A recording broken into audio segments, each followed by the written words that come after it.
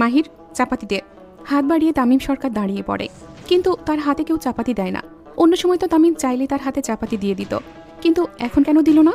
প্রচণ্ড বিরক্ত নিয়ে পেছনে ফিরে তাকায় তামিম। পেছনে ফিরেই দেখে ফারাজ, এলাহি এবং জায়ান কৃতিক হাত ভাঁজ করে চুপচাপ দাঁড়িয়ে আছে আর তাকেই দেখছে। ফারাজ এলাহি বলে, এটা কি বাংলা সিনেমা পাইছোস? ডাক দিলি আর চাপাতি হাজির হলো। টু মাস ছোট লোক। জায়ান বলে, ব্রো, ড্রিঙ্কস করা ছেড়ে দে, ব্যাকসিটে আয়। তামিম নিজের কোমরে হাত দিয়ে ওপরের দিকে তাকায়। শালার জিন্দেগি। ফারাজ এবং জায়ান তখনও বাইক নিয়ে চুপচাপ দাঁড়িয়ে থাকে। কিছুক্ষণ আগে তারা নিজেদের পলাতক বউদের খবর পেল এবং খবর পাওয়ার সাথে সাথে পুরো শহরে কারফিউ জারি করে সেখানে উদ্ধার করতে এলো, কিন্তু এসে কয়েকজন পাতি মাস্তান ছাড়া আর কাউকেই দেখতে পেল না। তিনজন সাইকো প্রচণ্ড বিরক্ত নিয়ে পাতি মাস্তানদের উত্তম মধ্যম দেয়, তারপর থেমে যায়। কিন্তু তামিম থামে না, সে মারতে মারতে চাপাতি চায়। তখনই টনক নড়ল। তার সাথে তো তার পঞ্চপাণ্ডব নেই, আছে দুই জাতির গ্রাস, যাদের দেখে নারীগণ উত্তেজনার আকাশে ভাসে আর নায়িকাদের জায়গায় নিজেদের মনে করে। কৃতিক বলে, সরকারের ছেলের ব্রেন হাঁটুতে। ফারাজ বলে, টু মাস ছোট লোক। তামিম বলে, তবু জন্য আমার গোল্ডেন চাপাতি ফরজ হয়ে গেছে। তিনজনই এক একজনের মুখের দিকে রাগী দৃষ্টিতে তাকিয়ে থাকে, মনে হচ্ছে এই বুঝি মারামারি লাগলো বলে।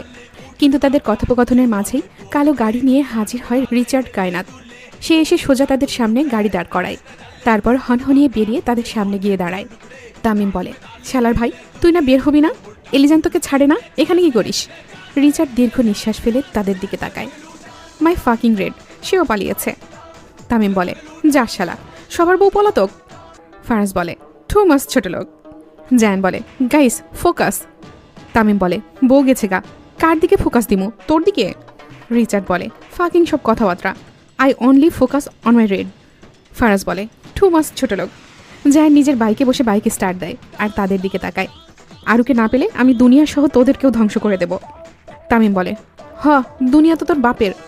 ফারাজ বলে, টু মাস ছোট লোক।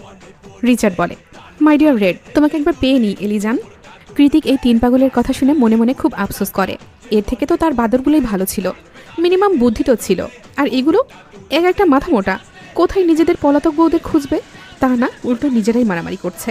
কৃতিক চোখ রাঙানি দিয়ে তাকায় তাদের দিকে। ফারাজ কিছু না বলে নিজের বাইক স্টার্ট দেয়, তার পেছনে রিচার্ড বসে পড়ে।